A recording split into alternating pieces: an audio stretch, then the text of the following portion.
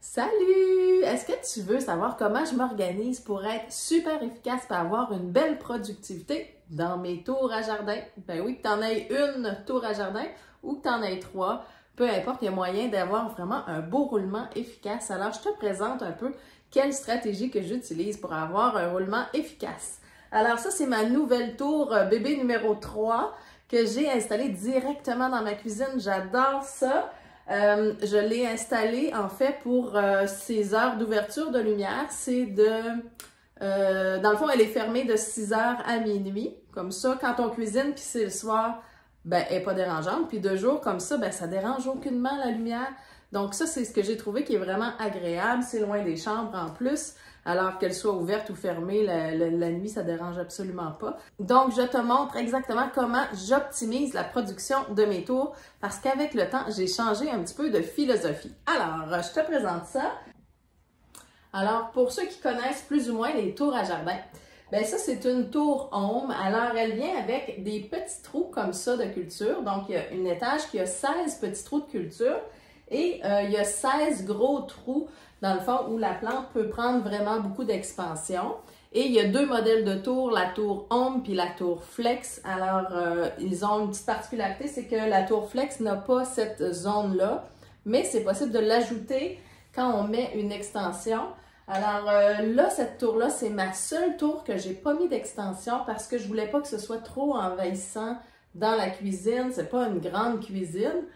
Alors, j'ai opté pour une tour un petit peu plus basse et sa fonction, c'est vraiment la popote au quotidien. C'est ma machine à jus, en fait, qui est juste à côté.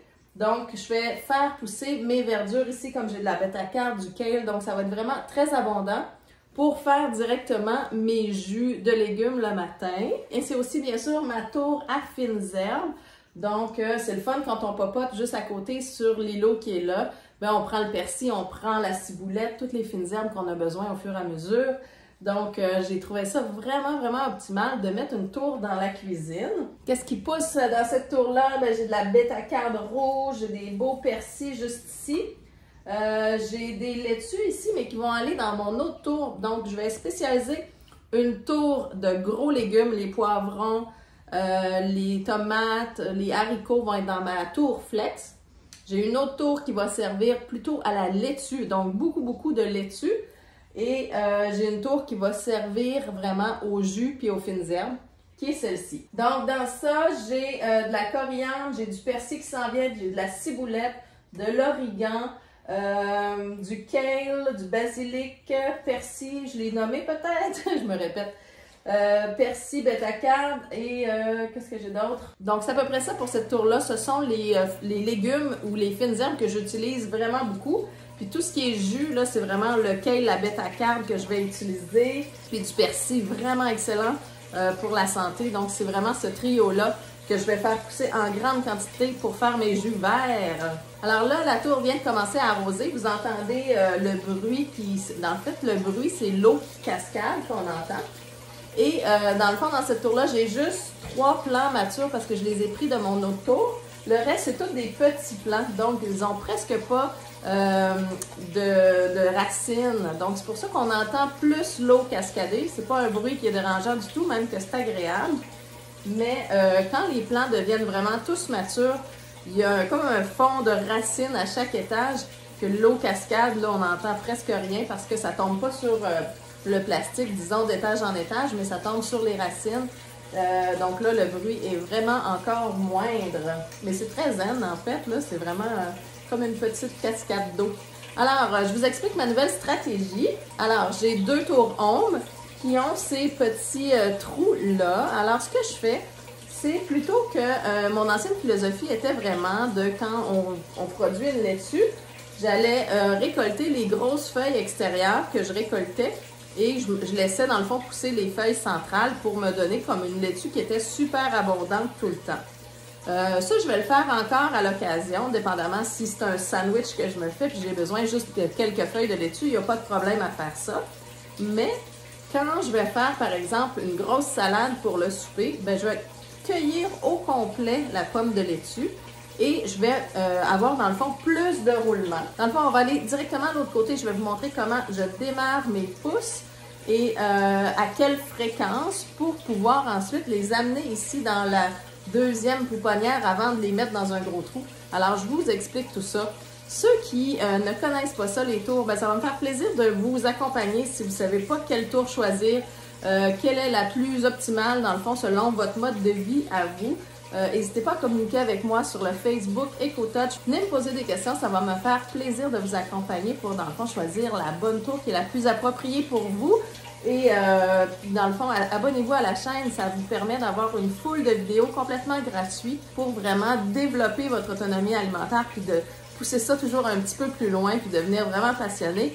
Parce que je le dis tout le temps, son plus gros défaut à la tour, c'est qu'on devient accro, on ne peut plus s'en passer. C'est comme il n'y a pas de retour en arrière. C'est comme avoir un frigo, puis là, je déciderais que j'ai plus de frigo, ça ne fonctionne pas. Ben, c'est le même principe. Quand on a nos propres légumes frais à la maison, sans pesticides, ils n'ont pas voyagé, ils n'ont pas de gestion de plastique, ben, c'est impossible de revenir en arrière. On ne peut plus s'en passer. C'est malheureux comme ça, mais on devient vraiment accro. Et là, dépendamment de l'autonomie que vous avez le goût de créer, ben, vous pouvez avoir une seule tour, puis ça fait vraiment le travail pour vos besoins à vous. Mais après ça, on peut explorer puis en avoir plus si vous avez une plus grosse famille ou quoi que ce soit. Ben, plus vous avez d'espace de culture, plus vous avez d'autonomie alimentaire. Et dans le fond, le paiement de nos tours est complètement absorbé parce que on n'achète plus ces produits-là à l'épicerie. Donc, c'est quelque chose qui se paye la première année. Et par la suite, ben, la tour est déjà payée, elle est à nous. Puis on a juste à mettre nos semences, puis ça pousse tout seul. Donc, c'est vraiment une forme d'économie dans le fond. Oui, il faut payer la première année, mais par la suite, on va économiser tellement que c'est vraiment un investissement et non une dépense. Alors, allons voir ça.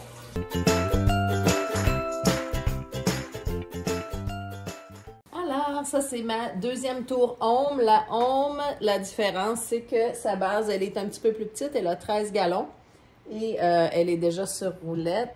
Donc, c'est vraiment un beau modèle qui est assez compact, qui prend 2 pieds au sol de diamètre, de circonférence. En fait, c'est 4 pieds carrés.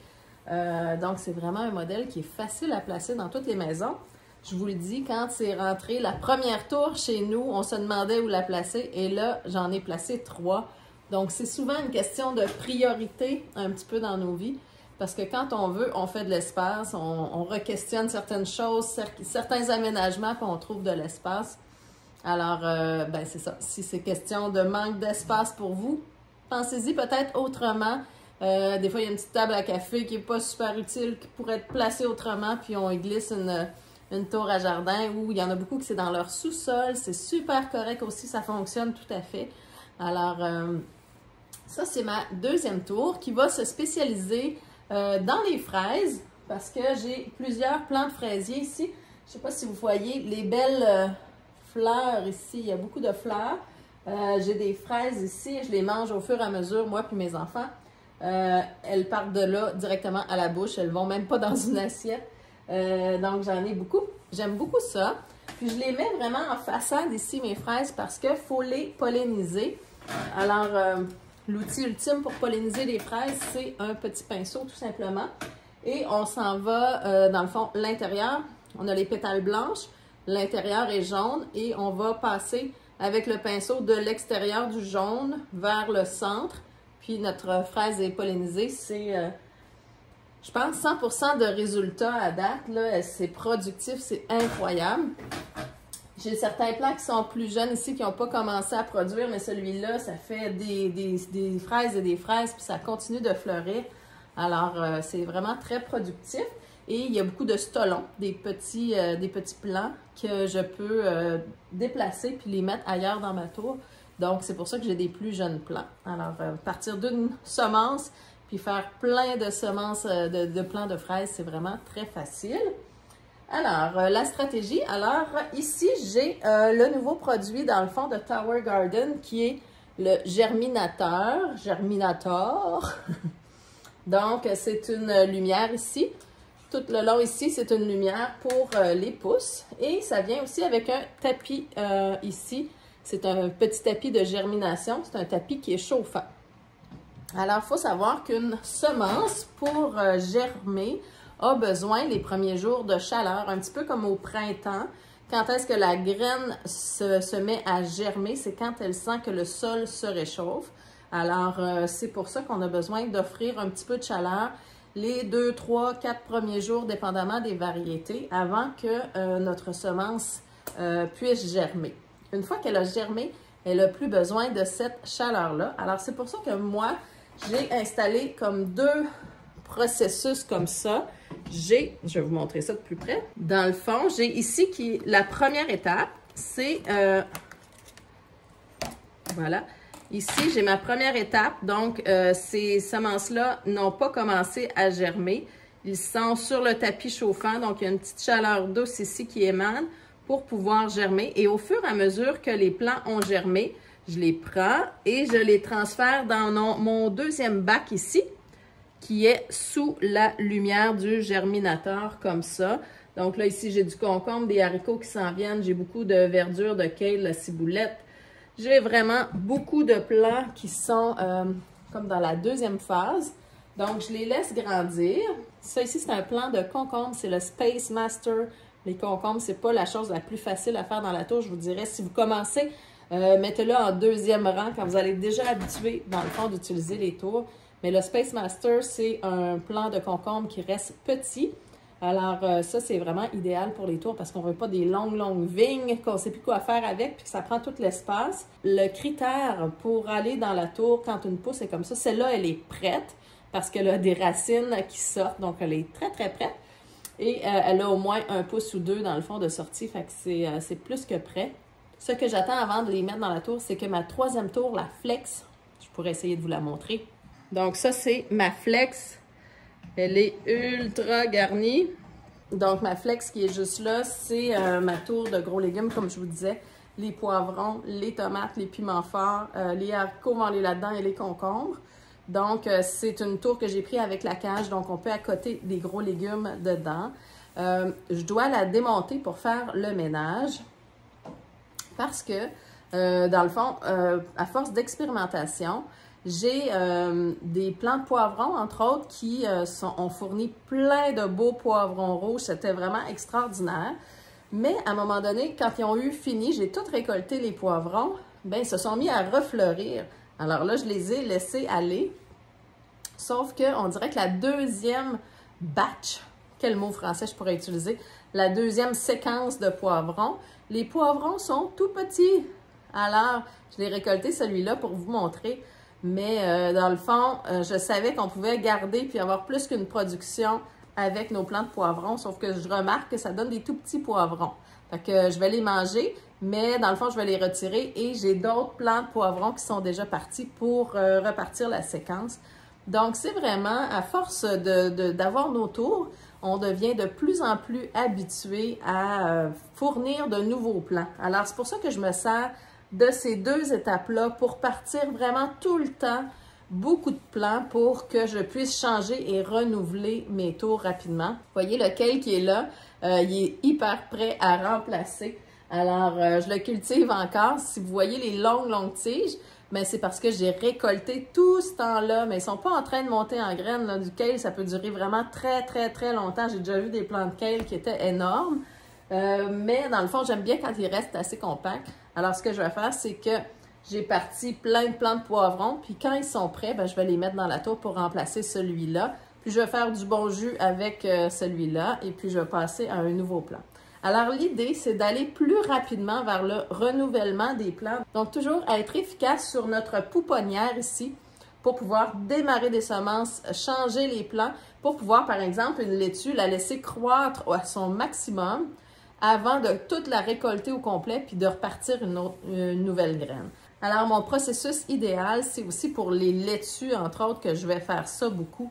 Les laitues, c'est très rapide de production, puis on peut en faire beaucoup. Moi, j'ai 3 tours, là, c'est sûr que je peux faire beaucoup de roulements, mais je vais récolter ma pomme de laitue, ma grosse pomme de laitue au complet et tout simplement repartir une autre. Alors, quand elles sont prêtes là, ce que je fais, c'est que je les envoie dans ma garderie, on va appeler ça de même, la pouponnière, la garderie en haut.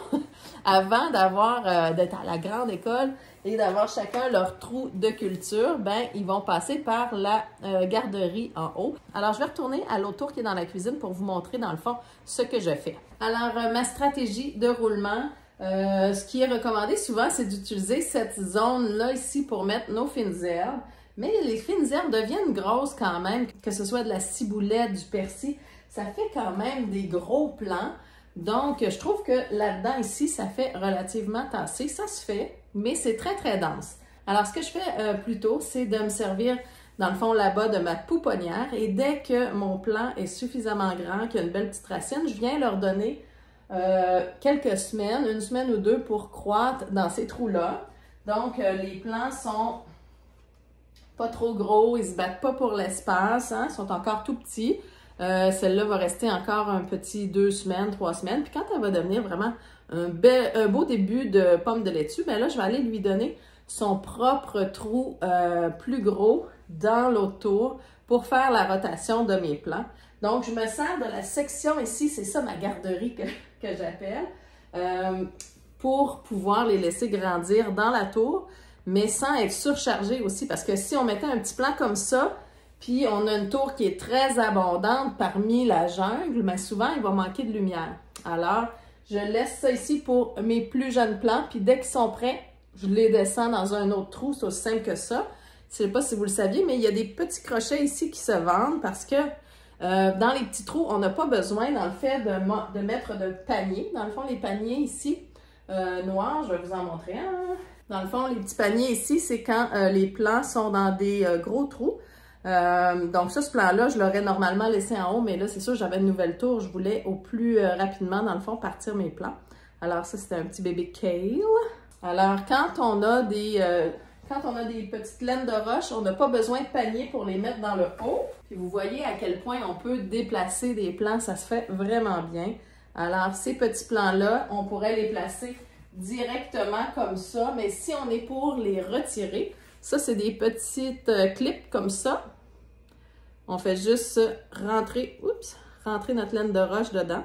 Puis ça nous permet de l'enlever facilement ensuite. Parce que si on fait juste la déposer, oui, il y a quelque chose pour l'empêcher de descendre, sauf qu'elle est plus difficile à ressortir. On a besoin d'instruments, de prendre un couteau, tout ça. Alors, les petits crochets sont vraiment pratiques pour pouvoir récupérer facilement ces semences-là, puis les transférer dans des gros trous. Alors, qu'est-ce que vous pensez de cette stratégie-là? J'ai hâte de voir. Si vous avez déjà des tours, dites-moi comment vous les utilisez, comment vous les optimisez. Puis si vous trouvez que ça fait longtemps que je n'étais pas venue vous voir, effectivement, j'ai été un peu vraiment pleine de gratitude parce que, vous le savez, j'ai lancé ma compagnie de bougies qui s'appelle soyaetcoco.com. Donc, si vous avez le goût d'aller voir ça, j'ai des belles bougies full écolo avec des cires végétales, avec des beaux pots que vous allez pouvoir réutiliser. Je suis sur le point de sortir une nouvelle gamme en plus. Alors, j'ai travaillé fort et je vous partage vraiment des beaux produits qui se promènent partout à travers le Québec. Je trippe ma vie, c'est vraiment agréable au bout. Alors, je partage mon temps entre mes tours à jardin et la fabrication de bougies écologiques. Alors, si vous n'êtes pas abonné à la chaîne, faites-le. Vous allez avoir plein d'astuces. J'ai des belles entrevues. D'ailleurs, demain, j'ai une entrevue avec une belle compagnie québécoise que j'ai hâte de vous présenter ce qu'ils font. Alors, sur ce, si vous avez des questions à propos des tours à jardin, n'hésitez pas à le mettre en commentaire. Ça va me faire plaisir de faire des vidéos pour vous présenter des astuces, répondre à vos questions le plus dans les vidéos. C'est vraiment pour vous que je fais ça. Alors, sur ce, on se retrouve la semaine prochaine pour une nouvelle capsule EcoToucher. Bye tout le monde! I know you told your friend you're not okay. And tell me what's wrong and why you never said you felt that way. Guess you're trying to stay strong and fake a smile until